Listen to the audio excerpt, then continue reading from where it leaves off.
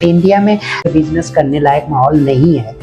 वही यूएस वगैरह में काफ़ी अच्छा माहौल है, इन्वायरमेंट है, व्यवस्थाएं हैं, सुविधाएं हैं। यहाँ पे तो टैक्स तो इतना वीआईपी वाला लिया जाता है, लेकिन व्यवस्थाएं थर्ड क्वालिटी की दी जाती है। Chandan Singh Chauhan Boost Brain Technology के संस्थापक व सीईओ, दिल्ली के एक विजनरी उद्यमी। 2016 से आईवीआर सिस्टम, ऑटो डायलर और कॉल सेंटर सॉल्यूशन में क्रांति ला रहे हैं।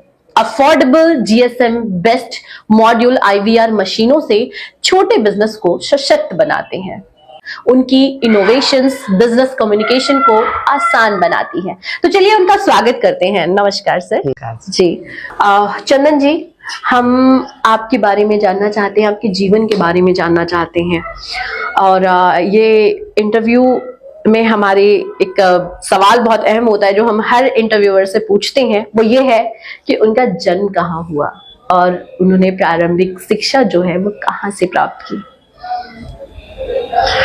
देखिए मैम, मैं जो है उत्तर प्रदेश से बिलोंग करता हूँ और एक छोटा सा गांव है नियर बाई वाराणसी।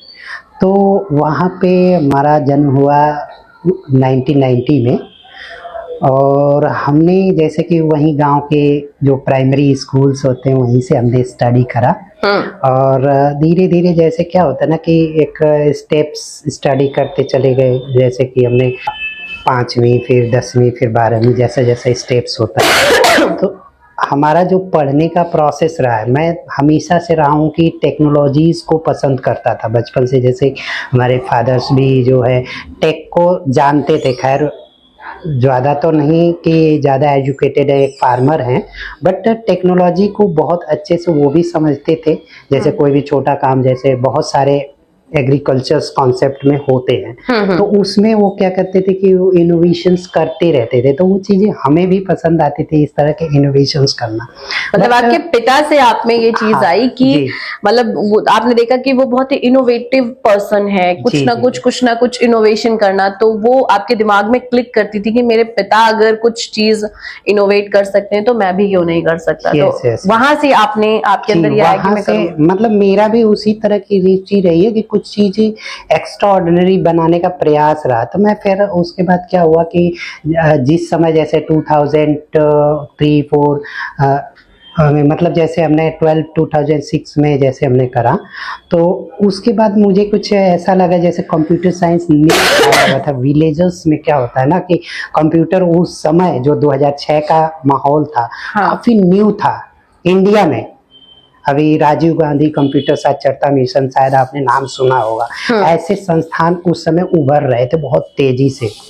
तो हमने क्या किया कि विलेज से चल के मैं वाराणसी सिटी एरिया में जाके मैंने अपना ग्रेजुएशन स्टार्ट किया, स्टडी करना। तो देखिए, घर से जाकर एक सिटी लेवल में सरवाइव करना थोड़ा सा मुश्किल होता है, घर से उतना पैसा नहीं मिल पाता था। तो क्या होता था, मैं ऐसे ही जैसे थोड़ा कंप्यूटर सीखने के बाद मैंने कोई इंस्टीट्यूशंस में पढ़ाना शुरू कर दिया। थोड़ा जैसे 2 घंटा सुबह शाम टाइम मिल जाता था, तो वहाँ जाके कुछ लेक्चर्स वगैरह वैसे भी फ्री ऑफ कॉस्ट भी हम पढ़ा देते थे। कुछ मिल जाता था तो हमारा सर्वाइवल हो जाता था। सिटी में चले गए तो वहाँ पे तो घर तो है नहीं, हमारा तो गांव में है, तो वहाँ पे किराए पे जगह भी लेके स्टडी करना होता था। तो वहाँ पे क्या होता था ना कि हम 250 रुपए का एक कमरा हमने लिया था। वहाँ पे पानी भी 2006 में 2007 में। अच्छा। हाँ, 6 के बाद हमने 12 करने के बाद हम चले गए वाराणसी के सिटी एरिया में। 250 रुपए का रूम रेंट पे हमने एक जगह लिया और रोड के उस पार से पानी लाना होता था। बाथरूम वगैरह सारा चीज था, सारी व्यवस्थाएं काफी ठीक था, लेकिन सस्ते में, जैसे कि सभी जगहों पे 1000 रुपए 800 रुपया रेंट था, हमने 250 रुपया में, क्योंकि सर्वाइवल उतना ही होता था कि उतना बाकी उस समय 250 रुपए कमाना भी बड़ा मुश्किल काम। वही तो उतने में मेरा चल जाता था कि चलो इतना हो गया, बाकी घर से अनाज वगैरह सारा चीज आ जाता था। सेल्फ से ही बनाना, फिर खाना, सारा चीज हमने जो भी किया है खुद से ही बनाकर काफी लंबे समय तक, लगभग। तो अब आप खाना भी अच्छा बना लेते होंगे? सब कुछ कर लेते हैं, ऐसा नहीं इनोवेशन की तो बात किया जाए। उसके बाद हमने कंप्यूटर्स में काफी रुचि रही, साथ में BCA कर भी रहा था और उसके बाद हमने MCA करा। अच्छा। उसके साथ में हमने जैसे इंस्टीट्यूशंस के फिर धीरे धीरे लगा कि हमें कुछ करना चाहिए, तो मैं दिल्ली में एक आईटी कंपनी थी, उस समय हमारा एमसीए मतलब हो गया था लगभग लगभग। तो हम यहाँ पे जनकपुरी में ही एक कंपनी में हमने सबसे पहले जस्ट डेवलपर के रूप में आए थे। अच्छा। तो काफ़ी मतलब 2015 की बात है, 14-15 में हम यहाँ पे ज्वाइन किए। लगभग 4 साल, मतलब 15 क्या उस समय, फिर हमने 16 से तो आईवीआर वाला स्टार्ट ही किया था। लेकिन साथ में हम जॉब छोड़े नहीं थे, पार्शियली हम काम कर रहे थे वहाँ पे। वो तो हमने अपना कंपनी जो स्टेबल हुआ था लगभग फुल्ली वर्किंग, मतलब हमने जॉब छोड़कर 2020 से स्टार्ट किया था। लॉकडाउन में छूट भी गई थी एक तरह से, और फिर हमने फुल्ली इसी में ऑनलाइन प्रोसेस में हमने यूट्यूब चैनल बनाए, ये सारी चीजें। तो इस तरह का हमारा पूरा प्रोसेस रहा। उसके बाद हमने तो ये देखा आपने 2011-12 में किया, कब किया चैनल बनाने का काम? चैनल तो 2020 में हमने प्रोसेस किया। अच्छा। 2020 से हमने सारा चीज अभी सेल्फ बिजनेस में आए पूरी तरह से। अच्छा। उससे पहले तो पार्शियली चल रहा था, और हम जो है जॉब भी कर रहे थे साथ में। कहाँ जॉब करते थे आप? जनकपुरी में आईटी कंपनी थी। आईटी उसी में सीख रहे थे आप? हाँ, सीख क्या, पर फुल टाइम जॉब था। लगभग 5 साल हमने वहाँ काम किया, ऐसे नहीं कि 1 दिन 2 दिन, नहीं, 5 साल। अच्छा, देखो जॉब आपको कुछ सिखाता भी है। जरूर। क्या सीखा आपने वहाँ पे? उसमें बहुत सारी प्रॉब्लम्स जो हैंडल करना होता है। क्या होता है ना कि कस्टमर्स की जो आवश्यकताएं होती है उसको सही तरीके से समझना बहुत जरूरी होता है। अक्सर क्या होती है, आईटी कंपनियों का हाल मैंने देखा है कि वो सरवाइव नहीं कर पाती हैं, कुछ दिन बाद बंद हो जाती हैं। कॉम्पीट करने के चक्कर में अपना रेट से कर दिया, काम खेल कर दिया, बहुत सारी चीजों के साथ गेम कर दिया। उसके चक्कर में वो अपना सर्वाइवल एक्सेस नहीं कर पाए, और बाद में क्या हुआ कि वो न ऑफिस का रेंट दे पाए, न कुछ कर पाए, न एम्प्लॉय का सैलरी दे पाए। इस तरह की समस्याएं बहुत सारी आई, जिसके कारण कंपनियां अक्सर बंद हो जाती है। आईटी कंपनियों का हाल ऐसा ही है। हमने जैसे कि आईटी कंपनियों का जो हाल बता रहे हैं कि ऐसे कंपनियां अक्सर आती हैं और चली जाती हैं, साल भर 2 साल से ज्यादा सर्वाइव नहीं करी हैं। जनकपुरी में ऐसे बहुत सारी ऑफिसेस खुलती हैं, साल भर में वो भाग जाती हैं, 2 साल में भाग जाती हैं। इस तरह की कंडीशंस हो जाती हैं, क्योंकि इनमें बहुत सारे ग्लिच आते रहते हैं, समस्याएं आती हैं, उनको वो लोग उस हिसाब से हैंडल नहीं कर पाते। इसमें सबसे बड़ा कारण क्या होता है, थोड़ा मैं हट के आ रहा हूँ कि मैं बिजनेस के कॉन्सेप्ट को समझाना चाह रहा हूँ कि इसमें समस्याएं क्यों हो रही हैं। क्योंकि ये लोग उसको डीपली समझ नहीं पा रहे हैं, सर्विस सेक्टर को सही से नहीं। क्योंकि कोई चीज जैसे सॉफ्टवेयर सर्विस होती है ना, एक तरह से जैसे आईवीआर हो गया, तो ये आईवीआर बेच देना कोई ऐसा नहीं कि कोई मिठाई खाया लिया खाया खत्म हो गया कहानी, या कोई भी चीज खाने वाला कंज्यूमेबल इक्विपमेंट पार्ट्स जैसे लिया, यूज किया, खत्म हो गया। ये ऐसी चीज है, जैसे हमने कोई सॉफ्टवेयर वगैरह किसी से लिया, तो उसको क्या होता है कि बहुत सारे फेजेस होते हैं। जैसे हमने डेवलपमेंट फेज बनाया, डेवलप करने के बाद, सेल्स करने के बाद मेंटेनेंस फेज बहुत ज्यादा इंपॉर्टेंट होता है। बार बार अपडेट लाना पड़ता है, अदरवाइज आप अगर किसी सॉफ्टवेयर को बार बार अपडेट नहीं लाएंगे ना, तो कोई कंप्यूटर आपको बीट कर जाएगा, उस चीज को डाउन हो जाएगा, नीचे खत्म हो जाएगी वो चीजें। तो ये मेंटेनेंस का बहुत सारी कस्टमर एंड में समस्याएं भी आती हैं। टेक्निकल चीजें समझना बहुत जरूरी होती है, उस तरह के पर्सन भी होने चाहिए। क्योंकि देखिए, कोई भी टेक्निकल पर्सन अगर आप कंपनियों में हायर कर रहे हैं तो वो कम सैलरी में तो काम नहीं करेगा, ये कॉमन सी बात है। उसको चाहिए अच्छी सैलरी, जिससे कि वो काम करे अच्छे से, टेक्निकल चीजों को समझे और कस्टमर की इंपॉर्टेंस को समझे। कस्टमर की अगर सही बिहेवियर के साथ आप जुड़े रहेंगे ना लॉन्ग टाइम तक, तो कस्टमर फिर से री वैल्यू क्रिएट करता है। री क्रिएट करना मतलब कि नए ऑर्डर्स जनरेट होते हैं कस्टमर के एंड से, उसके रेफरेंस से बहुत सारे ऑर्डर जनरेट होते हैं। हमारा भी वैसा ही फ्लो रहा है कि हम हमेशा कस्टमर के बिहेवियर को अच्छे से लेके चलते हैं। कस्टमर क्या कह रहा है, उसकी आवश्यकताओं को सही समझना। हम आईवीआर पे भी आएंगे, उससे पहले थोड़ा सा हम आपके बारे में जाने कि आपने बताया कि आपने जनकपुरी में जॉब भी की, उसके अलावा फिर बाद में 2020 में आपने सोचा कि आप अपना चैनल रन करेंगे एंड अपना काम करेंगे। अपना काम करनी, आपको ये कब महसूस हुआ कि आप इस काबिल हैं कि आप बिजनेस कर सकते हैं, जॉब की नीड नहीं है आपको? देखिए, बेसिकली क्या होती है ना कि कोई भी चीज जॉब करना काफी अच्छा होता है। मैं तो मानता हूँ कि आज इंडिया का जैसा माहौल है, जॉब अगर आप प्रेशर फ्री लाइफ स्टाइल में रहना चाहते हैं तो जॉब करिए, सबसे बेस्ट होता है। मैं ये महीने कहना के एंड में चाहता हूँ। सैलरी मिलती हाँ, है। मिलना है, कोई टेंशन नहीं। हाँ, प्रेशर तो रहता है कि बॉस का प्रेशर रहे, ये प्रेशर करे, वो प्रेशर, 50 बातें, बट वो जैसे ही ऑफिस से बाहर निकलता है एकदम प्रेशर फ्री, चाहे कंपनी कुछ भी हो, कोई टेंशन नहीं। तो जॉब अच्छा होता है अगर आप बढ़िया सिस्टमेटिक रहना चाहते हैं, आपके पास कोई रिस्क जैसा इन्वायरमेंट नहीं रहता है, चलता रहता है, तो कोई दिक्कत होती नहीं है। बट एक बिजनेस करना, जैसे क्या होता है ना कि आप बिजनेस कर रहे हैं तो बिजनेस को बहुत डीपली समझना पड़ेगा। सबसे पहली बात तो ये है, क्योंकि अगर आप कच्चे में अगर बिजनेस करने का कोशिश करेंगे ना तो बहुत ज्यादा स्ट्रगल करना पड़ेगा। स्ट्रगल का मतलब कि आपको बहुत सारे लॉस झेलने पड़ सकते हैं शुरू में, और बहुत सारे लोग इस तरह के बिजनेसेस किए हैं और लॉस झेले भी हैं। क्योंकि देखिए मैं उस तरह की बात तो नहीं कर सकता कि नहीं बहुत ज़्यादा एनालिसिस कर सकता हूँ बिजनेस का, लेकिन सेल्फ का एक्सपीरियंस रहा है कि अक्सर बिजनेस फेल हुए हैं। 95% बिजनेस ऐसे हुए हैं जो कि फेल हो गए हैं, बंद कर दिए हैं, 2 साल 4 साल बंद कर दिए। हमने तो अपने सेल्फ डिपेंडेंट होने के बाद 5 साल से ऊपर अपना बिजनेस को सरवाइव किया और चल भी रहा है, काफी अच्छा भी है और ग्रो भी हो रहा है डिजिटल प्लेटफॉर्म से। हमने क्या करा, अब मैंने एक खास बात की, जैसे मैंने जो समझ सीखा, जहाँ पे जिस कंपनी में सीखा, जो भी चीजें करी वहां पे भी करता, अभी भी करता, लेकिन लॉकडाउन के बाद वहां का भी मार्केट थोड़ी सी डंप हो गई, तो मुझे लगा कि नहीं अब अपना स्टेबल करना चाहिए, और मैंने कर भी लिया था, काफी स्टेबल कर लिया था सारा चीज। तो मैंने फिर उसी पे कहे, फिर कंपनी में जाने से अच्छा है कि कर ही लेते हैं अपना ही काम। तो मैंने तो आपने थोड़ी सी मुसीबत झेलनी पसंद करी, हाँ, लेकिन आपने सोचा मैं अपना काम करता हाँ, हूँ। क्योंकि ये चीजें करना मतलब लगा कि उस पर टाइम दे लेते हैं, तो ये सारी चीजें फिर कर रहे हैं। अच्छा, वो कौन सा समय था जब आपको लगा, मतलब जो आपकी जिंदगी है उसने इस टेक्नोलॉजी की तरफ मूव किया? कौन सा ऐसा टाइम था कि आपको लगा कि आप अब टेक्निकल पर्सन बन सकते हैं, आप में इनोवेशंस की कोई बात है? देखिए, मैंने तो स्टडी पीरियड्स में ही समझ लिया था कि आप में क्वालिटी है।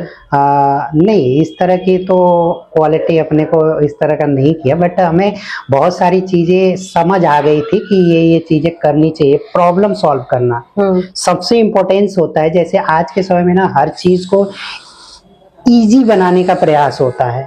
कंप्यूटर को लोग 2006 में या 5 में बहुत सारे ऑफिसेज में कंप्यूटर नहीं लगे थे, तो वो लोग क्या करते थे कि रजिस्टर पे काम करना पसंद करते थे, और बहुत सारे लोग कहते थे अरे यार कौन कंप्यूटर में जाएगा टाइप करने, बहुत कठिन सा लग रहा है। तो ये कुछ नया लगा, तो सिटी में जाना पड़ा, वाराणसी के मेन सिटी में स्टडी करने के लिए, कि भाई वहाँ पे एक सही से कंप्यूटर सीखने का मौका मिले, वहाँ पे अच्छे टीचर्स मिलेंगे, अच्छे गाइड मिलेंगे, सारी चीजें। तो उसी समय हमने इस चीज को समझा कि कंप्यूटर कुछ न्यू चीज आ रही है, इस पे किया जाए, क्योंकि इसका फ्यूचर स्कोप है। क्योंकि धीरे धीरे मैंने जो अंकल जी से मैंने ऑफिस में गया था, तो वो दफ्तर वाला काम कर रहे थे, अपना सीरियल लिख रहे थे, रजिस्टर बड़े बड़े फाइल्स बना रहे थे। वो कह रहे थे कंप्यूटर बहुत खराब चीज है, ये सब चीज आना ही नहीं चाहिए। लेकिन वही मैं 4 साल बाद गया उनके पास, तो वो पूरा काम कर रहे थे, चकाचक कर रहे थे कंप्यूटर बड़ा अच्छा लग रहा है, बहुत आसान हो गया। जो काम घंटों का करना पड़ता था वो मुझे तुरंत सर्च करके ले आ देते थे डेटा। तो मुझे ये चीज लगा कि इस तरह की चीजें लेके आना चाहिए उसी चीज को। खैर मैंने फिर कंप्यूटर में आ भी गया था, तो मुझे इस तरह का इनोवेशंस करना मुझे पसंद भी है। उसी समय से मैंने इस तरह के प्रोसेस को लेते आ गए, मतलब कुछ एक्स्ट्रा ऑर्डिनरी काम किया जाए। तो मैं जैसे कि जैसे जॉब पीरियड में था, तो वो तो आईटी, प्योर आईटी कंपनी थी, जैसे वेबसाइट्स वगैरह डेवलप और सॉफ्टवेयर डेवलप करते थे वो लोग पूरा, ठीक है। जैसे अलग अलग जावा पे और कई और लैंग्वेजेस थे, उस पे अपना प्रोग्राम बना के वो लोग देते थे कस्टमर्स को। वो क्या काम करते थे कि बड़ी कंपनियों को ही सर्विसेज देते थे। अक्सर सॉफ्टवेयर जो है ना बड़ी कंपनियां ही लेती हैं, छोटी कंपनियां कोई नहीं लेती। छोटी कंपनी तो वैसे ही थोड़ा बहुत कर लिया, एक्सेल पे या गूगल सीट पे बना लिया, अपना डेटा इजीली अकाउंटिंग कर लेते थे। लेकिन छोटे के लिए बहुत सारी समस्याएं होती थी। तो मुझे 1-2 चीजें समझ में आई, जैसे कि छोटे बिजनेस, बड़े लेवल का इंस्ट्रूमेंट्स, बड़े लेवल का इंस्ट्रूमेंट जैसे कि कॉल से रिलेटेड कॉल मैनेजमेंट या सॉफ्टवेयर या सीआरएम हो गया या वेबसाइटें हो गई, उस तरह की चीजें नहीं कर पाते थे। तो उनके लिए हमने कहा कि इन लोगों के लिए कुछ सोल्यूशन लाया जाए। कंपनियां जो होती हैं उनके पास तो बड़ी बड़ी कंपनियां ऑप्शन दे देती हैं। हमारे पास जो क्लाइंट आते हैं, हमारे सारे क्लाइंट स्मॉल साइज इंटरप्राइजेज के बिजनेस है। गवर्नमेंट भी कहती है कि हम इंटरप्राइजेज के लिए बहुत सारे ऑप्शन है। लॉकडाउन में लोन के नाम पे केवल बेवकूफ बनाएगा, लोन किसी को कुछ नहीं मिला। मैं खुद ट्राई कर रहा था कि मुझे कुछ लोन मिल जाए, मैं अपने बिजनेस में एक्स्ट्रा ऑर्डिनरी इन्वेस्ट कर लूं। तो मैं भी गया था लोन के लिए बात करने की, ये इतनी सब्सिडी मिल रही है, ये मिल रही है, सारा हुआ था, कुछ भी नहीं था। कि आज भी बैंक मैनेजर से बात किया तो वो कह रहा है भाई कुछ क्या कहते हैं उसको, देना होगा। आपको सिक्योरिटी नहीं देना तो अलग बात है, वो तो लीगल प्रोसेस, कुछ आपको वो देना, सिक्योरिटीज प्रोसेस करनी पड़ती है कि कुछ आप क्या गारंटर के तौर पे कुछ प्रेजेंट करना। तो वो बहुत क्रिटिकल कॉन्सेप्ट था। आपका बिजनेस कुछ भी हो उससे कोई मतलब नहीं रखता है, ठीक है। आपको गारंटी क्या है कि आप रिटर्न कराएंगे, हम बिजनेस पे तो नहीं लोन। आज भी बिजनेस के लिए आप लोन लेने जाइए, आप बिजनेसमैन होम लोन लेने जाइए, मैंने अपना होम लोन लिया था एक, तो वहां पे होम लोन लेने जाइए तो भी आपको गारंटी का कॉन्सेप्ट आएगा। वहां पे बिजनेसमैन को लोन नहीं मिलेगी, नौकरी वाले को 2 मिनट में लोन मिल जाएगा कट से, क्योंकि उसका स्टेटस वो होता है कि हर महीने एक फ्लो में सैलरी क्रिएट होती है। और वही बिजनेसमैन का स्टेटस देख लेगा तो वो नहीं देगा लोन। ऐसी चीजें कई बार बहुत बहुत पैसा आ जाता है, कई बार बिल्कुल ही नहीं आता। पेमेंट का फ्लो बहुत डाउन, कभी कमाए तो ठीक, नहीं कमाए तो 2-4-6 महीने ऐसे होते हैं कि फिर घूमने पड़ते हैं। ऐसी स्थिति होती है अक्सर स्मॉल साइज बिजनेस में, होता है कि एकदम कड़की झेलनी पड़ती। कड़की मतलब नो मनी, मतलब हमारे पास अब बैलेंस ही नहीं है और अभी 2-4 महीने आने की उम्मीद भी नहीं है कि जब तक हमारा प्रोजेक्ट फाइनल नहीं होगा क्लाइंट पैसा नहीं देगा। जब तक हम उसको प्रोजेक्ट फाइनल करके नहीं देते हैं तब तक फाइनल सेकंड पेमेंट देगा ही नहीं। तो ये सारी समस्याएं झेलनी होती है। उस प्रोजेक्ट को हमें डेवलप करने में काफी टाइम लगने वाला है। तो ये सब चीजें फिर होती है समस्याएं। आपने फिर भी किसी तरीके से किया है। अच्छा, ये जो आपका आपकी कंपनी है बूस्ट अप ब्रेन टेक्नोलॉजी, इसका मतलब इसको आपने कब संस्थापित किया, कब आपको लगा कि हाँ मैं ये कंपनी ओपन करता हूँ? देखिए स्टार्ट तो हमने 2016 में ही करी थी। उस समय क्या हुआ था, 2016 में ना नोटबंदी हो गई थी। नोटबंदी हुई थी तो उस समय हमने अपना कंपनी प्राइवेट लिमिटेड रजिस्टर कराई थी, boost up brain technologies private limited. लेकिन उसी समय जिससे भी पैसे के लिए मैं बात करा था ना इन्वेस्ट के लिए, वो नोटबंदी के बाद उसने मना कर दिया कि भाई मैं पैसे दे नहीं पाऊंगा। वो इसीलिए लेकिन 2020 में आपने कहा कि मैंने चैनल बनाया, तो वो जो कोरोना का टाइम था कि भाई फ्री है एकदम अब तो वीडियो बनाओ। हाँ। तो क्या ये इस दौर का था उसी दौर का ही है, कोरोना के अब तो भाई टाइम ही टाइम है, घर में बैठ के करना क्या है, वीडियो ही बना लेते हैं हम। हाँ, और दुनिया देख ही रही है, दुनिया के पास काम ही क्या है, वो टीवी देख रही है, यूट्यूब ही देख रही है। हाँ, तो कुछ नया सीखने को मिल जाए। उसी समय तो ग्रो किया ना हमारा चैनल भी ग्रो, क्योंकि उससे पहले भी हमने चैनल्स तो क्रिएट पहले से कर रखा था, लेकिन क्या हो रहा था ना कि उस तरह का ग्रो नहीं हो रहा था और उसमें 10, 20, 50 व्यूज आ जाते थे, बस इतना ही होता था। तो उससे फिर रिस्पांस भी नहीं, तो हमें भी समझ नहीं आ रहा था कि अच्छा कोई पर्सनल मोटिवेशन था आपका इसको इनोवेट करने का, जो आपकी कंपनी है उसके लिए?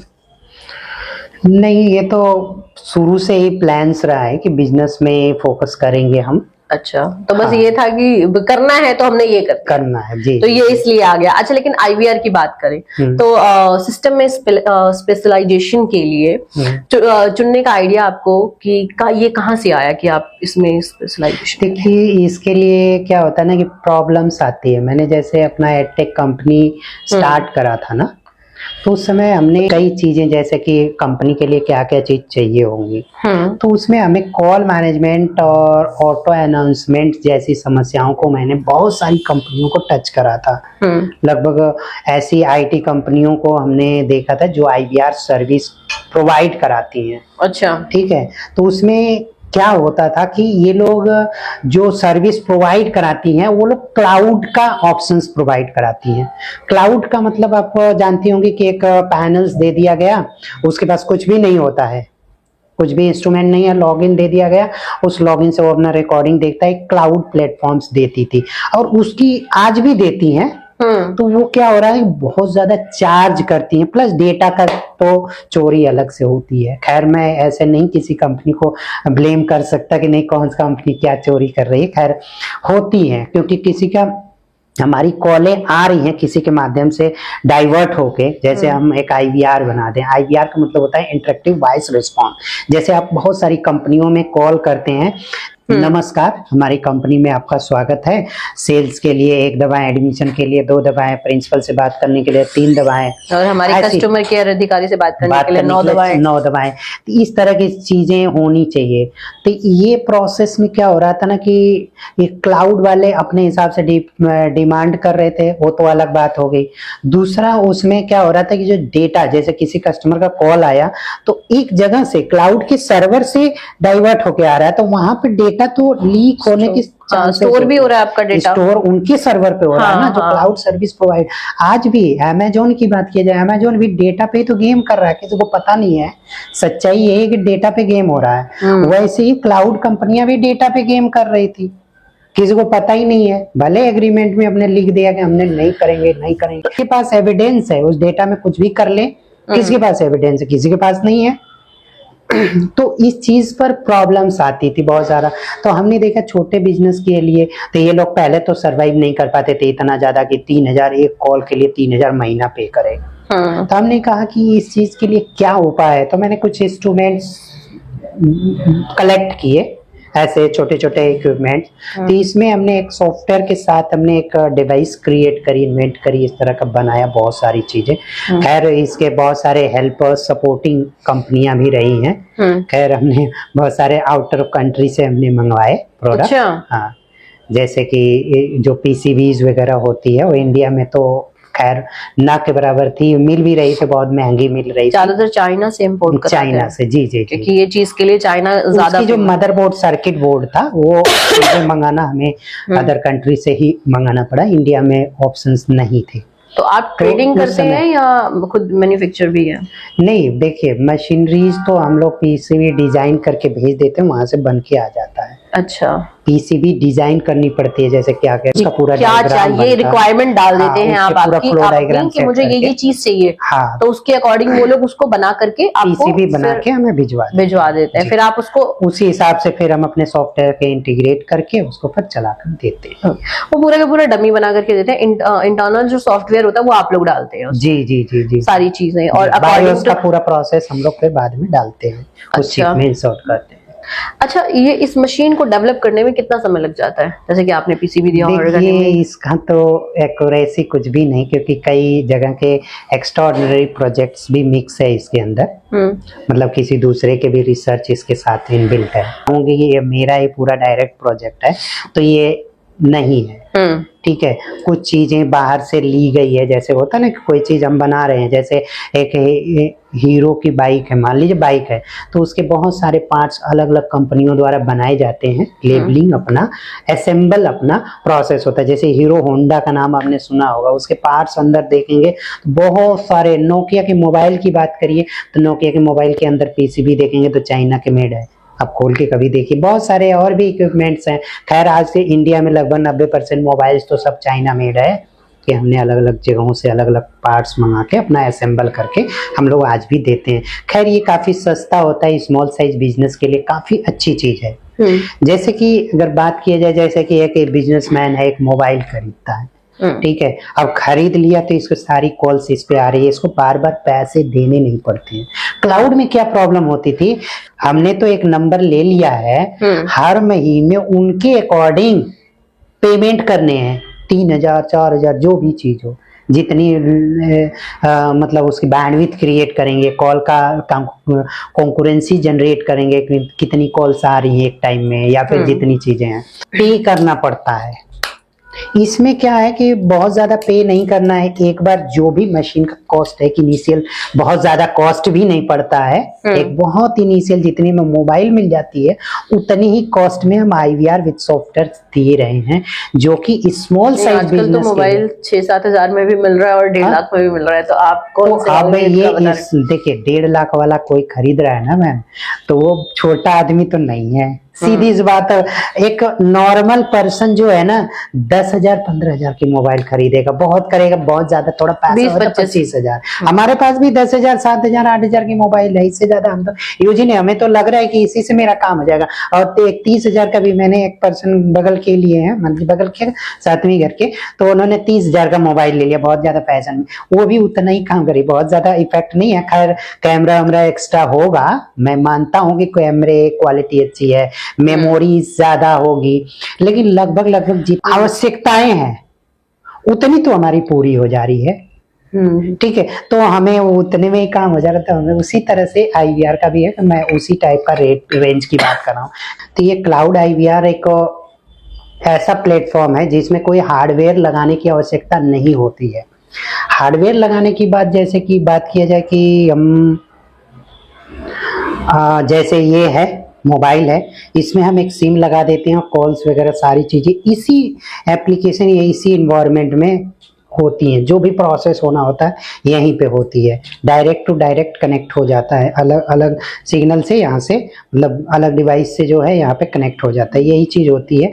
क्लाउड में क्या होता है कि ये डिवाइस की रिक्वायरमेंट होती नहीं है। खैर सेकेंडरी एक सर्वर होता है, उसी सर्वर में सारा प्रोसेस कॉल स्टे करती है, वहीं पे कॉल आ जाती है, वहीं पे जितना भी प्रोसेस होती है इंटरेक्टिव वॉइस रिस्पांस वाला वो उनके सर्वर पे होता है। उसके बाद फिर कहीं पे कॉल दी जाती है, जो भी उनके अलग अलग एजेंट्स होंगे, तो सारा जो प्रोसेस होता है उनके सर्वर पे हो जाती है। तो इसलिए जो है क्लाउड वाला प्रोसेस काफी कॉस्टली हो जाता है, सर्वर का भी एक्सपेंस हैंडल करना पड़ेगा, और जो एजेंट होते हैं, कस्टमर होते हैं, उनके पास जो है ये सारी चीजें मैनेज करनी पड़ जाती है। अच्छा ये बताइए कि अगर हम बात करें बूस्ट अप ब्रेन, ये जो आपका बूस्ट अप ब्रेन है सर, क्या आने वाले समय में ये क्लाउड बेस्ड आईवीआर लेकर के आएगा? देखिए, ये जो क्लाउड की बात किया जा रहा है, क्लाउड बार बार हो रहे हैं, क्योंकि हम तो क्लाउड के टॉपिक पे आ गए तो आपने क्लाउड पे ही स्टार्ट कर दिया।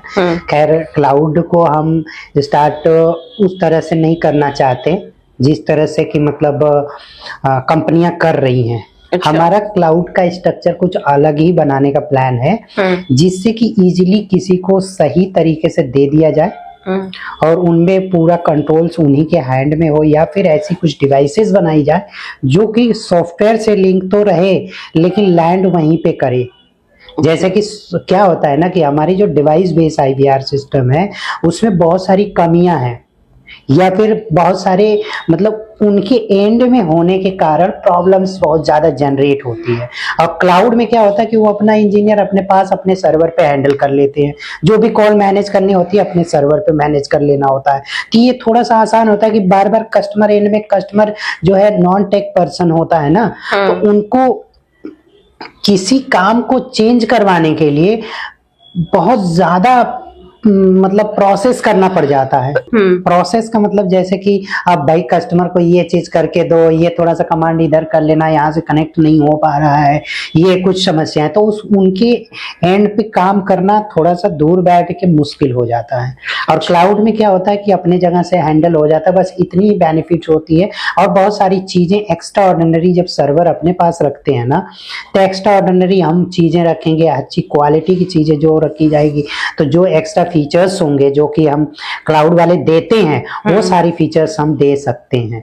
तो हम लाएंगे, लेकिन ऐसा लेके आएंगे कि कस्टमर के लिए सस्ता भी पड़े और ज्यादा मंथली प्रोसेस ना हो या ईयरली प्रोसेस पे हो कि ईयरली सब्सक्रिप्शन देना पड़े, ज्यादा महंगा नहीं होगा। अच्छा। क्योंकि मंथली सब्सक्रिप्शन कोई स्मॉल बिजनेस के लिए ना बहुत ज्यादा प्रेशर वाला काम हो जाता है कि अरे 20 दिन बीता नहीं 10 दिन बाद फिर देना पड़ेगा, तो बहुत सारा एक्सपेंस उसमें फिर उसको समझ ही नहीं आता। साल भर किसी प्रोजेक्ट या किसी सर्विस को ले लेता है ना, तो साल भर जब यूज कर लेता है तो उसको खुद पता चल जाता है कि यार हमारे लिए बेनिफिशियल है या नहीं है, तो अगला रेन्युअल कराएगा, अदरवाइज नहीं कराएगा।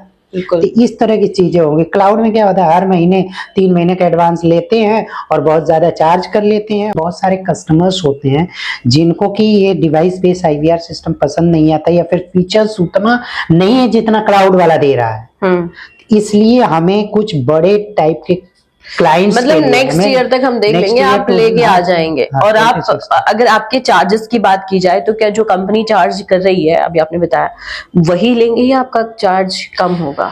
अभी इसके प्राइस के बारे में तुरंत डिसाइड कर पाना मुश्किल है, क्योंकि देखिए सर्वाइवल की बात किया जाए तो सर्वाइवल ही नहीं, उसको मेंटेनेंस भी देखना पड़ता है कि बहुत सारा चीजें हैं। खैर क्लाउड पे अपने एंड पे ज्यादा प्रोसेस देखनी होती है, कस्टमर एंड पे कम होता है, तो हो सकता है कुछ कम हो, बाकी जो भी चीजें हैं उसी समय ही डिसाइड होगा। अभी हम कुछ भी नहीं कह सकते क्योंकि हमारा कोई प्रोजेक्ट प्रॉपर तरीके से हैंडल अभी हुआ नहीं है, अभी स्टार्ट प्लान हुआ है। जैसे एक लॉजिक डायग्राम हमारे पास, एक ग्राफिकल चार्ट सेटअप हुआ है, केवल डिजाइनिंग हुई है, अभी कुछ भी इस पे प्रोडक्शन प्रोसेस नहीं हुआ है। अच्छा अच्छा, हम बात कर रहे हैं आईवीआर पे, तो चलिए उस पे आते हैं, क्योंकि आप क्लाउड कह रहे हैं कि क्लाउड बेस अब बहुत ज्यादा बात कर रहे हैं। तो ये जो ट्रिपल एडवांस आईवीआर के फीचर्स जैसे वॉइस ब्रॉडकास्टिंग और ऑटो डायलर को कैसे डिजाइन किया जाता है? देखिए ऑटो डायलर की बात किया जाए तो ऑटो डायलर वैसे तो आज के जो टेलीकॉम एक्ट है ना, जो अभी 2023 का जो टेलीकॉम एक्ट लागू हुआ है, उसके बाद जो है ना ऑटो डायलर जो प्रोसेस है वो पूरी तरह से वैलिड नहीं रहा। अच्छा, ठीक है, फिर भी कुछ हद तक, जैसे हमारे कुछ क्लाइंट है, मान लीजिए हमारे पास 100 क्लाइंट है, ठीक है, उनको हमें डेली वाइज कुछ या फिर वीकली वाइज या मंथली वाइज कुछ हमें सब्सक्रिप्शन देना है या कुछ अनाउंसमेंट करनी है, कुछ प्रोसेस करना है। जिन्होंने हमें मतलब ऑफर करा है, ठीक है, कि हमें आप कॉल कर सकते हैं, परमिशन दिया है, ठीक है, उनको आप कॉल कर सकते हैं। ऑटो डायल से क्या होता है कि टाइम बचता है। जैसे कि टाइम बचने का मतलब कि हम मान लीजिए कि 100 नंबर है हमारे पास, हम एक एक नंबर बार बार टाइप करके हम लगाएं, जी नमस्कार सर आपका ईएमआई बाकी आप पे करवा दीजिए, फिर जी सर नमस्कार ईएमआई बाकी पे करवा दीजिए, तो ये काफी क्रिटिकल हो जा रहा है। ठीक है, अब वही चीज अगर हम एक बार ही सॉफ्टवेयर में अपलोड कर दें, एक ही बार लगती जा रही है, जैसे कट नेक्स्ट कॉल लग गई, दूसरी कॉल जैसे कट हुई नेक्स्ट कॉल प्रोसेस हो गई, बार बार टाइप नहीं करना पड़ रहा है कि हम एक नंबर देख रहे हैं फिर टाइप कर रहे हैं 99 98 ऐसे कुछ जी, फिर नहीं लगा, फिर दूसरा टाइप कर रहे थे, हर टाइप करने में एक एक 2-2 मिनट वेस्ट हो रहा है। तो वो चीजें बच रही है। एक पर्सन की इन्वॉल्वमेंट बहुत ज्यादा हो रहा है कि बार बार वो टाइप कर रहे हैं, तो बहुत ज्यादा मेहनत, बीच में टाइम भी वेस्ट कर लेगा, तो उससे बहुत ज्यादा मतलब बर्डन पड़ रहा है। और इसमें क्या होगा कि बार बार बर्डन नहीं पड़ता है, एक ही बार सॉफ्टवेयर में अपलोड करिए, वो लगाता जाएगा, जैसे ही एजेंट खाली होगा उसको कॉल दे देगा। एक दिन में इसका कोई लिमिट होता है? नहीं, देखिए एक दिन में ना, ये ट्रिपल एडवांस आईवीआर की बात करें तो 200 से 300 कॉल किया जा सकता है, उसमें कोई प्रॉब्लम नहीं होती। एक दिन में? एक दिन में 300 कॉल। नॉर्मल टेलीकॉलर मोबाइल से भी करता है, 200-300 कॉल कर लेता है, लेकिन ट्रिपल एडवांस से थोड़ा आसान और सही तरीके से होती है। साथ में एक सीआरएम बेस्ड एनवायरनमेंट मिल जाता है, सीआरएम मतलब customer relationship environment, management environment मिल जाता है, जिसमें कि कस्टमर का पूरा डेटा लिख दे कि इस बंदे ने ये कहा, इस बंदे ने ये कहा, एक रिपोर्ट जनरेट करने के लिए मिल जाता है, इसी को सीआरएम बोलते हैं। अच्छा, कि वो कस्टमर ने क्या रिप्लाई किया वो भी आ जाता है वहां पे। नोट्स में आप डिसीजन टेबल में लिख सकते हैं कि यहाँ पे इन्होंने क्या कहा, इन्होंने क्या कहा, इस तरह से हम उस पे एंट्री करते चले जाएंगे, तो एक एक्सेल टाइप का बन के चला आएगा। तो वो किसी मैनुअली टाइप करना होगा ना? मैनुअली मतलब कंप्यूटर के साथ ही तो होगा वो। नहीं, मतलब जैसे कि वो आईवीआर खुद टाइप करके देगा आपको, कि जैसे कॉलिंग खत्म हुई, या आपको खुद सुन करके और करना पड़ेगा? एंट्री तो खुद ही करनी पड़ेगी ना एंट्री। हाँ। पहले लोग कॉल कर रहे होते हैं तो हाँ इन्होंने क्या कहा उसका लिखना पड़ेगा ना, एक डायरी पे बना के लोग पहले कॉल करते थे, ऐसे ही करते थे। अब क्या हो रहा है कि मैनुअली नहीं करनी है, सीधे सॉफ्टवेयर पे अपना क्लिक किया, ये मना कर रहा है, दोबारा कॉल मत करना, ऐसे कुछ बने होते हैं पहले से, तो वो प्री डिफाइंड वैल्यू उसमें चूज कर देते हैं, पता चल जाता है, हमें टाइप नहीं करना पड़ता ज्यादा कुछ भी, तो इजिली मैनेज हुई हो जाता है। ओके, तो क्लिक करके ही हो जाता है, ज्यादा टाइप करने वाली जो चीज होती है वो नहीं रहती है। लगभग बहुत सारी चीजें कंप्यूटर में आ जाने के बाद ज्यादा टाइप करने के प्रॉब्लम तो घट गई ना, पहले से भी आज भी हो रहा है। एआई आ गया तो एआई ने तो और ज्यादा आसान कर दिया, जो पैराग्राफ बनाना है, कुछ भी बनाना है, हम इजिली बना ले रहे हैं। पहले थोड़ी सी टफ होता तो फिर भी टाइप करना हमें, जैसे प्रोग्राम करना है तो ज्यादा कमांड नहीं लिखनी होती, इजिली लिख दे रहे हैं कट से, आधे 2 अल्फाबेट लिख रहे हैं तो पूरा वर्ड आ जा रहा है, खटाखट तुरंत हम करते चले जा रहे हैं, तो इजिली हो रहा है ना सारी चीजें। तो ये सारी चीजें आईवीआर में भी हमारे कॉलिंग सिस्टम को थोड़ा आसान बना दे रहा है। दूसरी बात, ट्रिपल एडवांस में जो बातें हो रही हैं वो सारी रिकॉर्ड भी होती हैं, जैसे हम मोबाइल से बात कर रहे होते हैं तो रिकॉर्ड नहीं होती है, इसमें रिकॉर्ड भी होती है। उसी तरह से एडवांस का भी मॉडल थोड़ा हमने सस्ता करा, जो लोग चाहते हैं कि जैसे आजकल गैस एजेंसीज हैं, गैस एजेंसियों के लिए ना हमारे आईवीआर लगभग हमने 200 से 250 गैस एजेंसियों को हमने अपना एडवांस आईवीआर मशीन दिया है। अच्छा, हाँ, ऐसे मतलब ऑल ओवर इंडिया के लगभग 250, बाकी तो और भी कहाँ से कैसे लिए पता नहीं, बट हमारे जितने भी गैस एजेंसीज हैं जो कांटेक्ट के लगभग 250 से ऊपर हैं जिन्होंने हमारा ट्रिपल एडवांस या एडवांस आईवीआर मशीन ली है, और वहाँ गैस एजेंसीज के लिए परमिट किया गया कि ये डिवाइस आप अपने ऑफिस में जरूर लगाइए, अपना खुद का आईवीआर सिस्टम। अब क्लाउड वाला ले लेंगे तो बहुत ज्यादा मंथली रेंटल, इसमें कुछ भी नहीं, जैसे मोबाइल खरीद लिया, अब ये 5 साल से चल रही है, हमें इसको पैसे तो नहीं देने हैं ना, हमारा कॉल भी चल रहा है, सब कुछ मैनेज भी कर रहा है, वैसे ही आईवीआर है, सारा कॉल रिकॉर्ड भी कर रहा है, मैनेज कर रहा है, सीआरएम बना हुआ है, हमें बार बार पैसे नहीं करने हैं। जो सिम लगा रहे हैं उसका तो कॉमनली 199 का रिचार्ज करने, बस इतना ही करना महीने का, वो तो बहुत कॉमन सा, एक मोबाइल रखेंगे तो करना ही पड़ता है, वैसे ही उसमें का। अच्छा, आपका जो प्रोडक्ट है उसकी जो प्राइसिंग है वो 8,500 रुपए से शुरू स्टार्ट होती है, तो इतनी अफोर्डेबल प्राइस रखने का कारण क्या है? ये बहुत ही कम सस्ता रखा है आपने। जैसे ये सस्ता ही तो है, वही कह रही हूँ कि इतना सस्ता रखने का कारण। देखिए ये बहुत ज्यादा और ज्यादा इसमें कोई मार्जिन नहीं है, इसमें सर्विस कॉस्ट वगैरह जुड़ा हुआ है, इसमें भी सर्विस कॉस्ट वगैरह भी जुड़ा हुआ है, क्योंकि इसमें क्या होता है ना, कस्टमर लेने के बाद साल भर सर्विस वारंटी हर चीज देखनी होती है, तब जाके यहाँ पे इस तरह की कॉस्ट बना के लेके आए हैं, नहीं तो ज्यादा कॉस्टली प्रोसेस नहीं होती है। सस्ता रखना कोई स्ट्रैटेजी है, बिजनेस स्ट्रैटेजी? देखिए स्मॉल बिजनेस वाले सरवाइव नहीं कर पाएंगे कि हम इसको 50,000 की मशीन बना के बेचें, तो फिर नहीं हो पाएगा ना, हमें तो एक्स्ट्रा ऑर्डिनरी लोगों तक पहुंचाना है इस चीज को, कि अपने आसानी से इस चीज को मैनेज कर सके, अपने बिजनेस को, जो स्मॉल साइज है, लोग मोबाइल से कितना हैंडल करेगा, सबसे अच्छा है इस चीज को लगाया, इजिली हैंडल करेगा, ये सारी चीज। अच्छा, ये जो छोटे बिजनेस जैसे कि सेल्स फार्म्स के लिए आईवीआर का सबसे बड़ा जो यूज केस है वो क्या है? देखिए आईवीआर का मतलब होता है इंटरेक्टिव वॉइस रिस्पॉन्स, जैसा कि मैंने पहले भी बताया अभी कि जो क्या होती है ना कि आज के समय में हर बिजनेस कॉल पे डिपेंडेंट हो गया है, कस्टमर कहीं पे भी होगा कॉल कर लेगा, ऑर्डर बुक करना कॉल करेगा, क्योंकि मेल करना या फिर वैसे करना या फिर दुकान या ऑफिस पे जाके ऑर्डर करना थोड़ा सा बदल चुका है, अब क्या सिस्टम हो गया, सब कुछ कॉल पे हो गई है। लेकिन कॉल्स पे जो हो तो गई है, लेकिन उसको मैनेज करना थोड़ा सा टफ हो गया। मोबाइल्स में जैसे मान लीजिए 50 कॉल आ गई तो आपकी डेटा खो जाएगा, 50वां कॉल कब आई थी, कितनी आई थी, आपको खोजने के लिए 15-20 मिनट 1 घंटे लग जाने वाले हैं। और इस आईवीआर में अगर होगा ना 50 कॉल आई हुई है तो एक सिस्टमेटिक वे में आपको कंप्यूटर के डिस्प्ले पे दिखता रहेगा।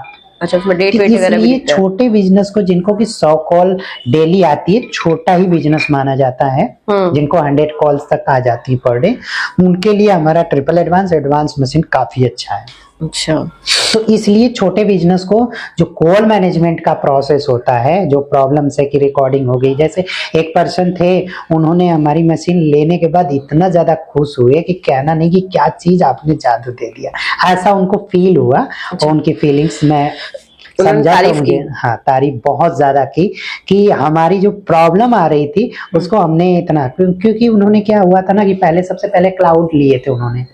क्लाउड में क्या हो रहा था कि परेशानियां हो रही थी, क्लाउड केवल इनबाउंड सॉल्यूशंस देता है, इनबाउंड मतलब इनकमिंग कॉल को ही हैंडल करने का परमिट करता है, आउटबाउंड कॉल्स नहीं करवाता। इसमें क्या हो रहा था कि इनकमिंग कॉल्स भी हैंडल करवा देता, आउटबाउंड कॉल।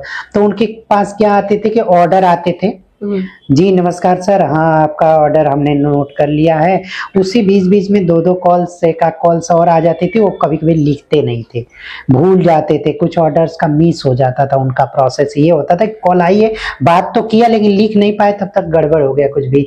तो इस चक्कर में क्या होता था कि ऑर्डर मिस हो जाता था, नेक्स्ट डे उनको प्रोसेस करना होता था।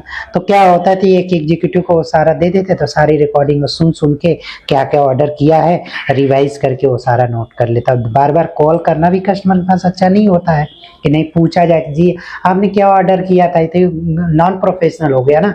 वहां पे रिकॉर्डिंग सुन के ऑर्डर फिर से कर लिया, तो ये चीजें काफी आसान हो जाती है, प्रोफेशनल भी काम हाँ। हो जाता है। तो वो क्या होता था कि गार्जियन से फीस कलेक्ट करवाने की बात करनी थी, तो क्या होता था कि हर महीने या 6 महीने पे फीस का या एडमिशन का नोटिस देना होता था।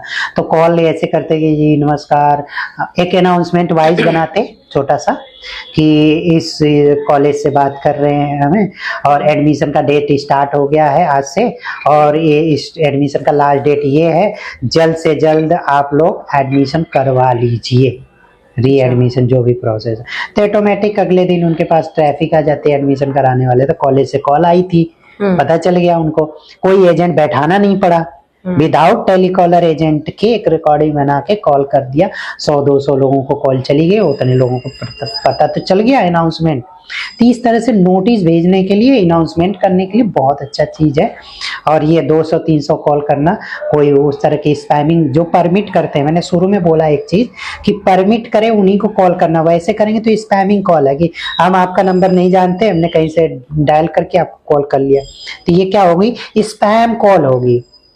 इसको हम स्पैम कॉल बोलते हैं। अच्छा। कि बिना किसी की परमिशन हम किसी को कॉल कर रहे हैं, वो भी मार्केटिंग कॉल।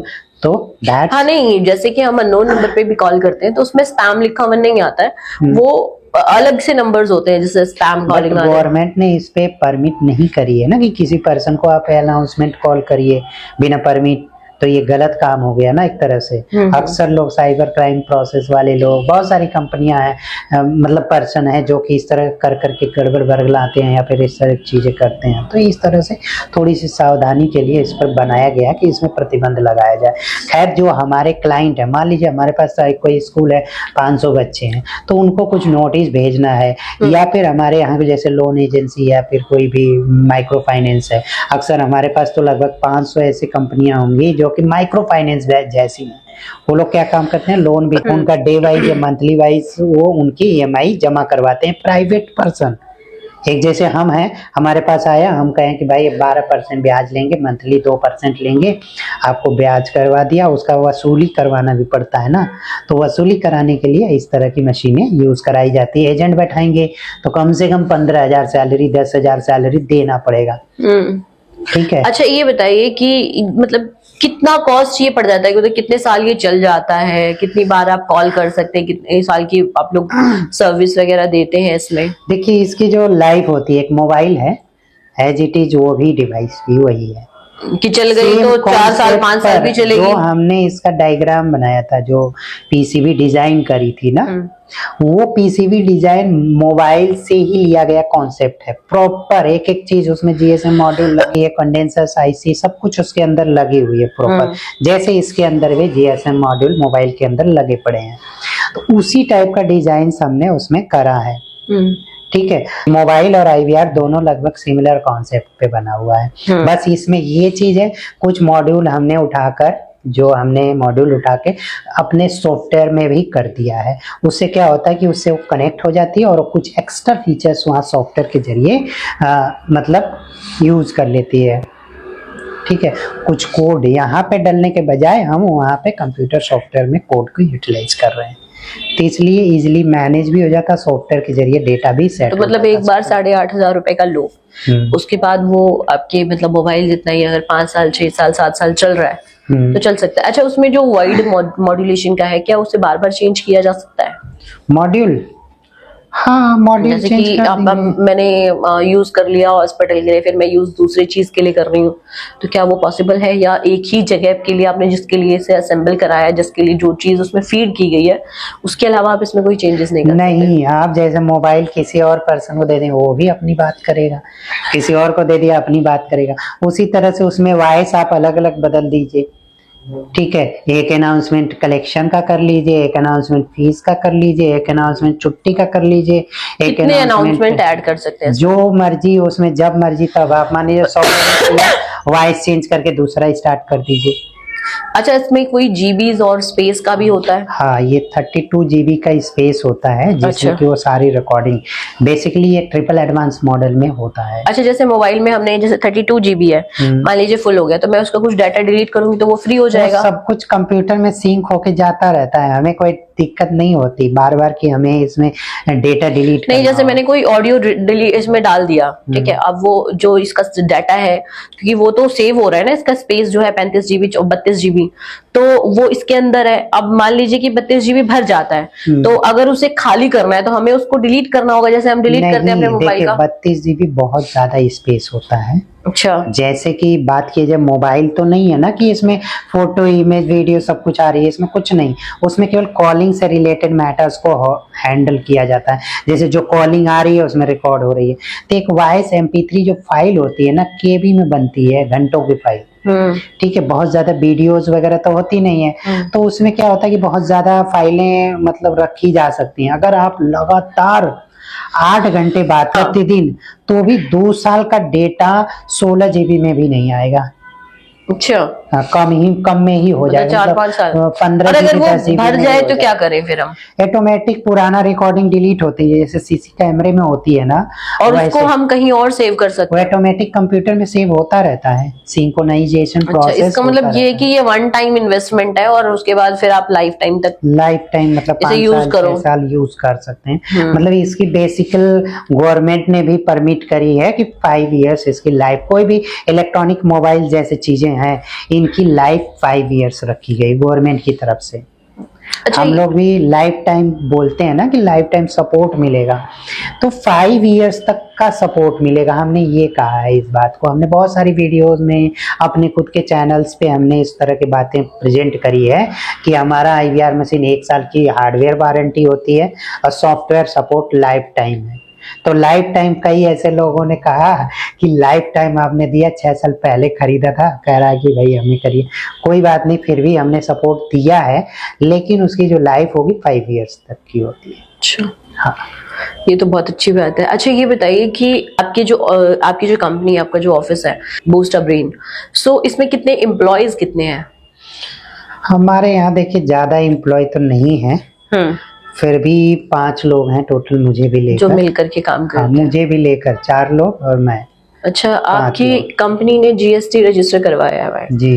तो GST आने के बाद आपकी कंपनी को बूस्ट मिला या फिर लॉस में गए आप? की बात किया जाए तो टैक्स का प्रोसेस है, तो टैक्स तो गवर्नमेंट को पे करना ही पड़ेगा। जैसे 18% GST हमारे सभी इक्विपमेंट, वेयर्स हो चाहे हमारा ये IVR हो, ठीक है, इन सभी चीजों पे 18% GST पे करना पड़ता है।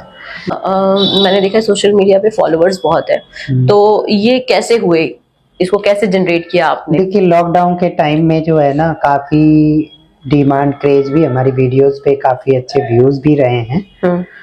मतलब लाखों में भी कुछ वीडियोस पे गई हैं, बाकी काफी व्यूज हुए हैं। बाकी कस्टमर्स के साथ हमारी कॉलिंग पैटर्न्स काफी अच्छा रहा है, जिससे हम कस्टमर्स के साथ बात करते हैं, उसके बाद वीडियोस को सब्सक्राइब के लिए भी बोलते इस तरह, क्योंकि हमारे पास लगभग 10 से 15 हजार डेटाबेस है जो कस्टमर्स हैं हमारे ऑलरेडी हमारी सर्विसेज ले चुके हैं, चाहे हमारा सॉफ्टवेयर हो, चाहे बहुत सारी छोटे छोटे प्रोजेक्ट भी हमने दिया है कस्टमर को, क्योंकि कोई भी कस्टमर आ जाता है अपनी प्रॉब्लम लेके ना, तो हम सोल्यूशन जरूर करते हैं। ये चीजें हमने पहले से ही सोचा है कि मतलब हम उनके सॉल्यूशंस जरूर करेंगे, जो भी चीजें, चाहे हम एक छोटा सा एप्लीकेशन हो, चाहे वेबसाइट हो।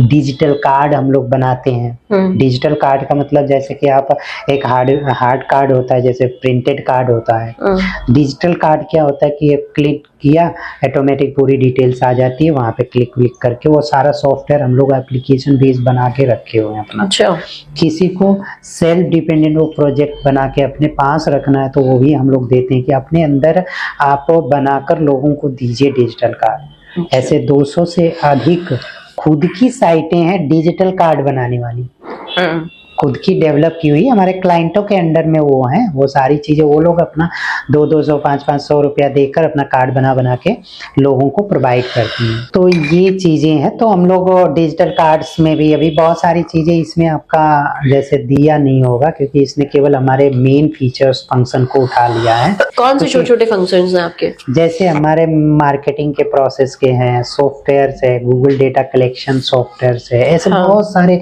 हमने एप्लीकेशंस बनाए हैं जो उनके लिए यूटिलाइज हो सकते हैं। जैसे कि होता है ना कि एप्लीकेशंस काम करके अपना पूरा मैनेज करना, डेटा सेट करना, अकाउंटिंग करना, बिलिंग करना। बिलिंग के लिए टैली लेके जाएंगे, टैली का डेट बदल जाती है, वो गड़बड़ होता है। हम लोग छोटे छोटे CRMs ऐसे ऐसे बना के दे रखते हैं कि जो कस्टमर यूज करता है वो करता है। हम खुद अपने अकाउंटिंग भी अपने ही, जैसे हम लोग क्या बिलिंग वगैरह किसी बिलिंग सॉफ्टवेयर का यूज़ नहीं करते, हमारी बिलिंग हमारी खुद की एप्लीकेशन की होती है।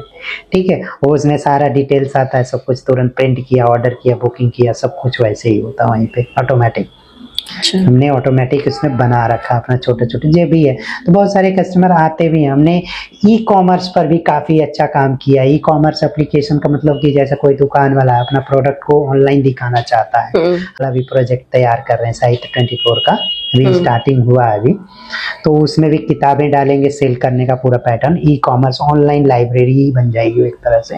वहाँ से ऑर्डर करेंगे या फिर पढ़ना चाहते हैं तो वो भी ऑप्शन हम बनाएंगे। अभी एजेंट लॉगिन करेगा, वहीं पे अपनी किताबों को रेंटल लेगा और पढ़। अच्छा, रेंट पे देगा और उसका क्या ड्यूरेशन होगा?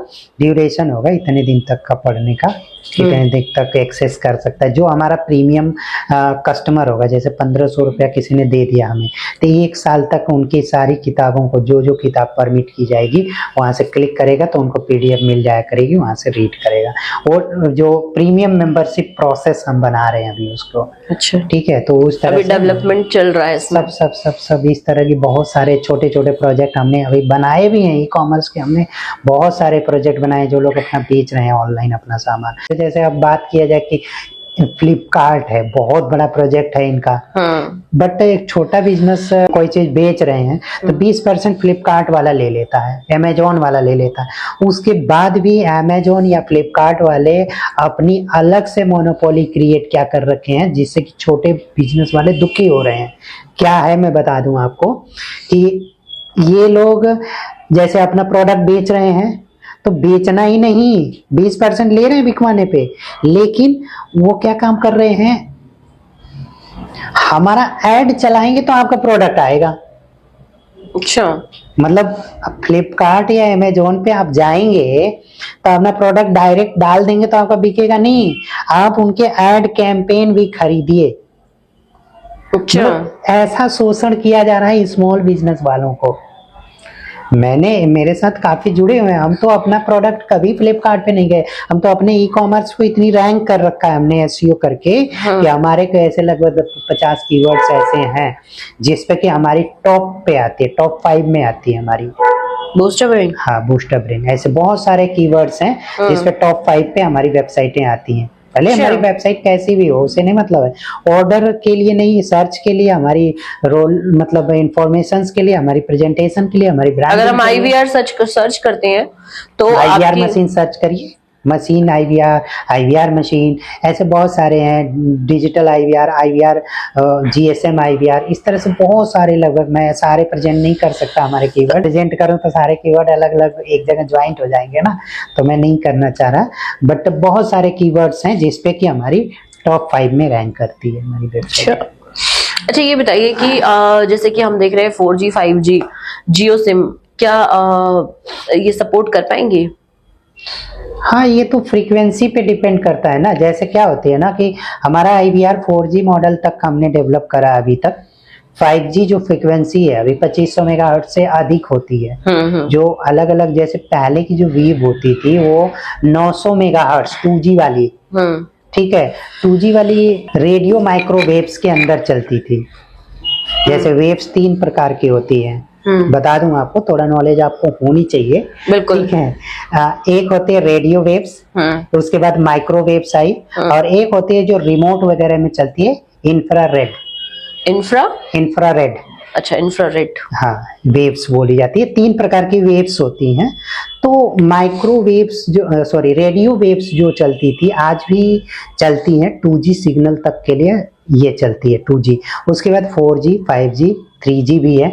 ये सारी चीज़ें माइक्रोवेव्स के अंदर चलती हैं, ठीक है ना।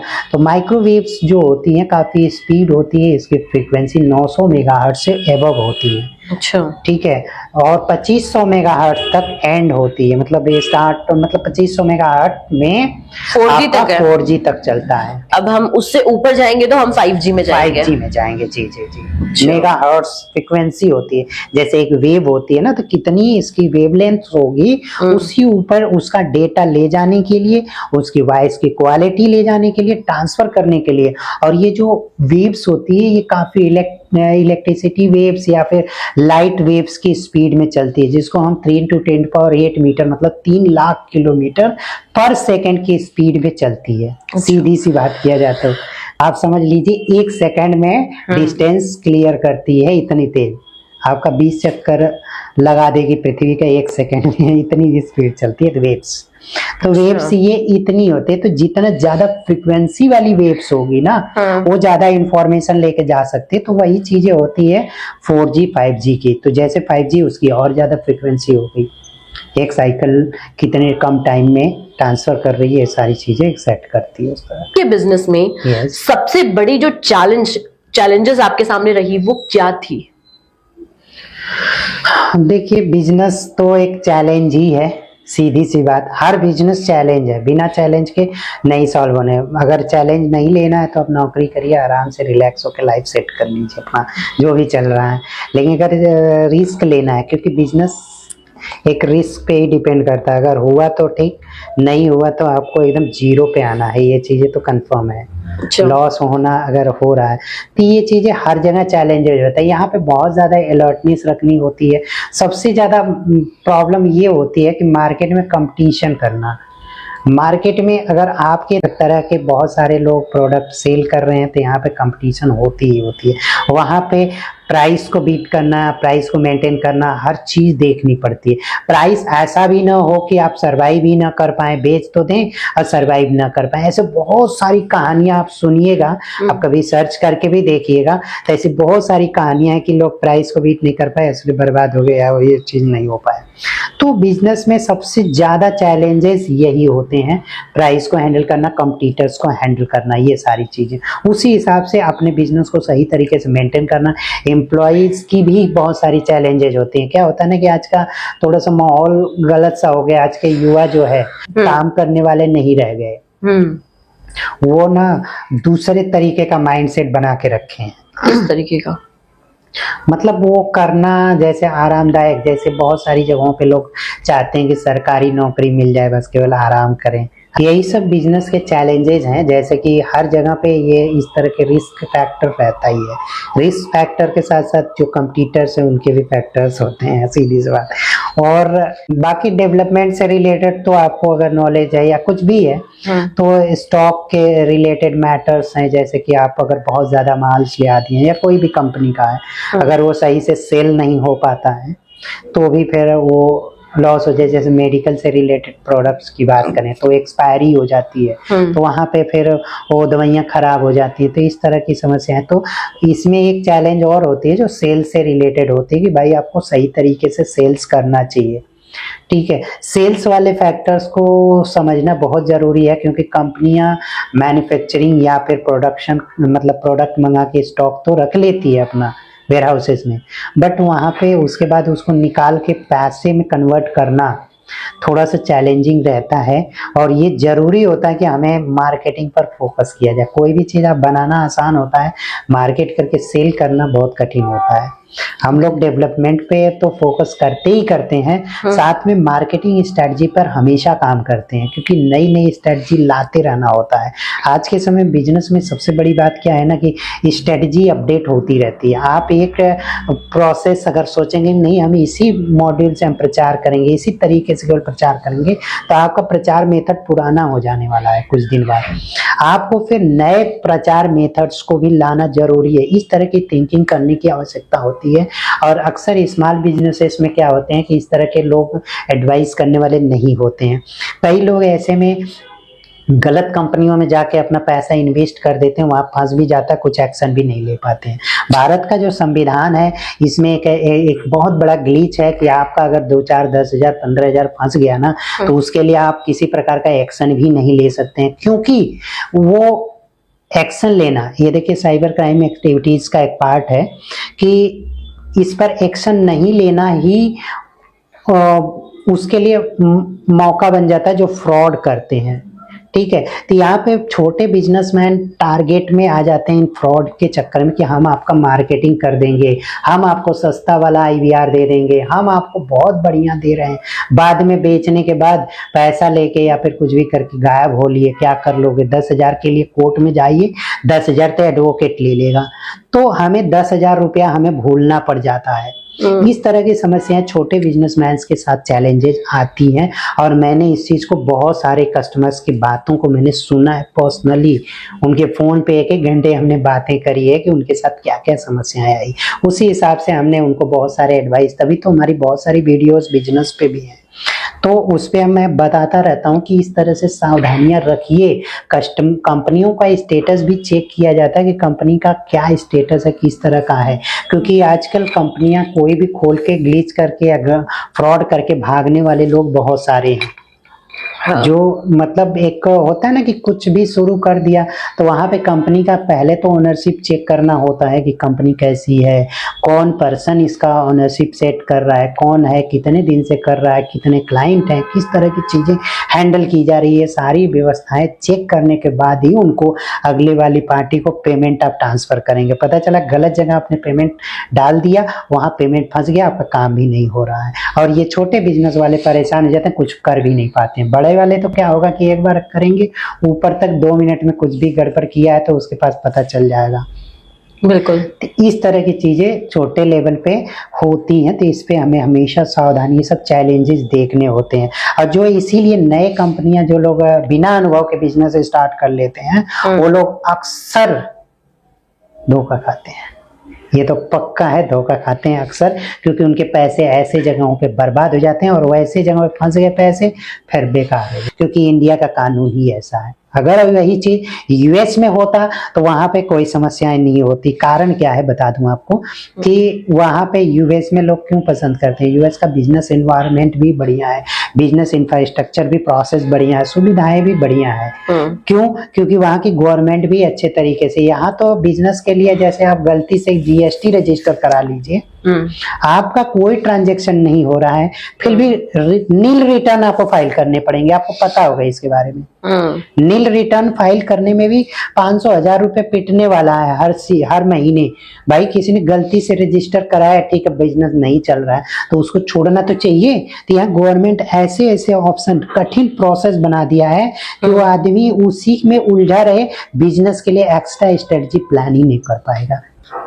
GST जो है ना, स्मॉल बिजनेस के लिए बहुत ज़्यादा, पहले क्या होता है बिना कोई रजिस्ट्रेशन, टिन विन नंबर वगैरह नहीं भी लेते थे तो भी अच्छे लेवल तक ट्रांजैक्शन भी कर लेते थे, अच्छा सेटअप कर लेते थे, कोई समस्याएं नहीं होती, काम करने में दिक्कत नहीं आती थी। काम करने में दिक्कत नहीं होती थी, तो जो भी चीज होता था काफी ग्रो करना आसान रहता था। अब थोड़ा सा कठिन है, और इसको हर महीने का रिटर्न भरना, मान लीजिए कुछ ट्रांजेक्शन ही कर लिया, ठीक है, तो हर महीने का एक रिटर्न भरना एक प्रोसेस और सरदर्द वाला काम है। एक तरह से किसी अकाउंटेंट को दीजिए तो कम से कम 8,000 रुपया लेगा, वो 7,000 रुपया मान के चलिए लेगा, तो साल का ईयरली 7,000 प्लस उसके बहुत सारे और रिटर्न्स कंप्लाइंसेस होते हैं, इसमें भी एक टेंशन करना है। जो मैन्युफैक्चरिंग लेवल पे स्मॉल बिजनेस को बढ़ावा नहीं देती है, केवल एक छलावा है कि स्मॉल बिजनेस के लिए कि हम ये कर रहे हैं, MSME बना रहे हैं, 50 बातें बोल रही है गवर्नमेंट, करती कुछ नहीं है, केवल कहने की बात है। जो बिजनेस लेवल पे, क्योंकि आम आदमी जो सिंपल, जो बिजनेस नहीं कर रहा है, उनको तो बहुत सुंदर लग रहा होता है ना कि भाई बिजनेस के लिए ये कर रही, वो कर रही, वो कर रही। सच्चाई में और उसमें जमीन आसमान का अंतर है, बस ये चीज समझ लीजिए। स्मॉल सबसे ज्यादा जो स्ट्रगल कर रहा है वो स्मॉल बिजनेस कर रहा है, क्योंकि उसे ना गवर्नमेंट की हेल्प मिलती है, एकदम ना ही वो खुद में इतना सक्षम है कि वो इतना पैसा लगा सके। सबसे ज्यादा टैक्स भी दे रहा है वही। अभी टैक्स का एक फिलामेंट मैंने पकड़ में आई, बहुत क्रिटिकल चीज जो मुझे पता नहीं थी। एक मुझे ना एक पार्टी वाला कनेक्ट करा, एक पार्टी इलेक्शन कैंपेन वाली पार्टी बना रखा है लोकल, मतलब ये स्टेट लेवल की पार्टी बना के अपना। तो वो क्या करता है कि चंदा कलेक्ट करता है, जैसे होता है ना, क्या कहते हैं उसको, डोनेशंस। तो डोनेशन कलेक्ट करता है। तो वो क्या करता है कि जितना भी पेमेंट लेगा, किसी बिजनेस से ले रहा है, तो वो मतलब उसको उसमें टैक्स में फुल्ली छूट मिल जाती है उतनी वैल्यू की। तो इससे क्या होता है कि जो पूंजीपति होते हैं, जितने बड़े बिजनेस वाले होते हैं, वो टैक्स तो देते नहीं है, क्या करेंगे, सीधे उठा के पार्टी को डोनेट कर देते हैं। ठीक है, और उनको टैक्स बच जाता है, जितने वैल्यू का होता है उतना वैल्यू वो लोग दान कर देते हैं, समझ जाइए, और उनको टैक्स नहीं देना पड़ता। और देता कौन है सरकार को पैसा, जो स्मॉल बिजनेस वाले हैं, 18% टैक्स यही लोग ज्यादा देते हैं। उनको पता नहीं चलता है, लेकिन देते तो यही लोग ज्यादा है। अच्छा, जो छोटे छोटे अमाउंट में गवर्नमेंट को पता नहीं चल रही है कि नहीं स्मॉल बिजनेस कितना ज्यादा टैक्स पे कर रहा है। वो सबसे ज्यादा टैक्स पे करने वाले स्मॉल इंटरप्राइजेज ही है। अच्छा, इस कैलकुलेशन को आप निकालिएगा कहीं पे अगर कुछ आए, बट हमारा कुछ अमूमन ऐसा कुछ है, मैंने कई जगहों पे देखा है, प्रूव नॉलेज तो नहीं होगा ये, बट काफी हद तक ऐसा है कि स्मॉल इंटरप्राइजेज ज्यादा टैक्स, जनता भी की बात किया जाए तो वो भी टैक्स जो दे रही है, जो जीएसटी है 18% तो पब्लिक ही दे रही है ना, कि हम ये चीज खरीद रहे हैं, कोई भी सामान खरीद रहे हैं, एक बिस्किट खरीद रहे हैं तो 50 पैसे टैक्स दे रहे हैं, 5 रुपए की बिस्किट की बात कर रहा हूँ, 10 रुपए, उसमें 50 पैसे देते हैं ना, टैक्स के रूप में ही जाता है। वो टैक्स भी तो गवर्नमेंट के अकाउंट में ही जा रहा था। ये छोटे छोटे जो पब्लिक, जो ये लेवल के लोग दे रहे हैं, पूंजीपति नहीं देता है कभी टैक्स। ठीक है, ये सारी चीजें हैं। तो अब ये समझना चाहिए। खैर, इस न्यूज के माध्यम से मैं गवर्नमेंट तक भी पहुंचा रहा हूँ इस मैटर को। और मुझे लगता है कि जो लोग ये वीडियो देखेंगे उनके लिए बहुत यूजफुल है, क्योंकि जो छोटे बिजनेसमैन है वो कहीं ना कहीं बहुत ज्यादा स्ट्रगल करते हैं, और एंड में ये होता है कि वो छोड़ देते हैं और कोई नौकरी करना शुरू कर लेते हैं। बहुत सारे हमारे साथ के बहुत सारे ऐसे लोगों ने बिजनेस करा, बिजनेस करके भाग लिए, फिर उसके बाद जॉब करने लगे। माता पिता घर के पैसे उठा के लोगों ने कई जगह पे इन्वेस्ट करा, वहां पे क्या हुआ कि ये लोग वो पूरा पैसा डुबा दिया। एक जैसे दोस्त ही हमारा था, उसने घर पे गए तो उसके पिताजी मिल गए, कहे यार ये तो बिजनेस में लगा के 8 लाख रुपया लगाया, बिजनेस में पता नहीं क्या करा, एक पैसा भी नहीं है, 2-4 फर्नीचर घर पे ले आके फेंक रखा है और कुछ हुआ नहीं। तो ये ऐसे पैसे बर्बाद कर दिया। 8 लाख रुपया होता तो कम से कम ब्याज तो मिलता, सही बात ब्याज है। मिलता कम से कम 8,000 रुपया महीना तो मिलता, 8,000 महीने आते ब्याज। जो ब्याज का प्रोसेस है उस हिसाब से 8,000 महीना मिलता, फालतू में ले जाके सारा पैसा डुबा दिया। सही बात है। तो ये सारी चीजें स्मॉल बिजनेस में बहुत सारा स्ट्रगल है। जो लोग कर जाते हैं वो तो ठीक है, लेकिन जो लोग नहीं कर पाते हैं वो समझिए बेकार है ये चीजें। तो इंडिया में ऐसा माहौल भी नहीं रह गया है कि जो बिजनेस करने लायक माहौल नहीं है। वही यूएस वगैरह में काफी अच्छा माहौल है, इन्वायरमेंट है, व्यवस्थाएं हैं, सुविधाएं हैं।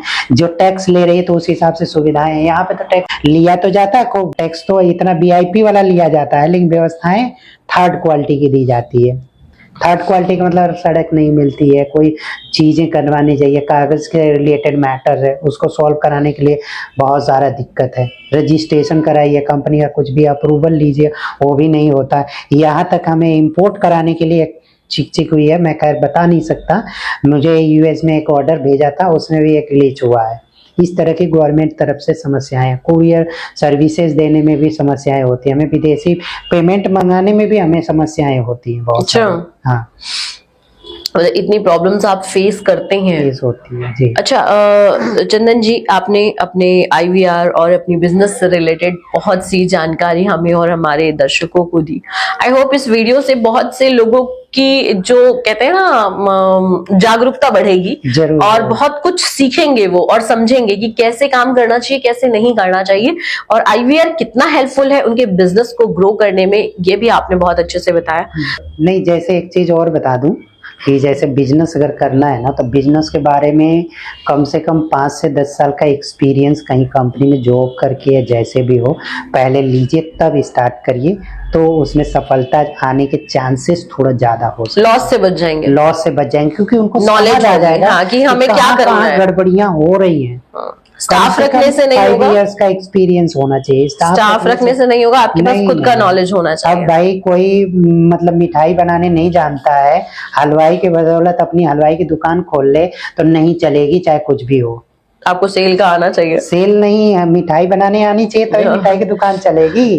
टेस्ट का मतलब टेस्ट पता और एक नहीं, हलवाई ही हलवाई की दुकान हलवाई- खोल सकता है। हाँ, मतलब ये बस- कहना कि भैया मैं मेरे पास पैसा है तो मैं हलवाई बन सकता, हलवाई की मतलब शॉप खोल दुकान के खोल सकता हूँ, प्रॉफिट कर लूं तो स्वीट्स पॉसिबल कॉर्नर नहीं खोल है। सकता हूँ, नहीं होगा।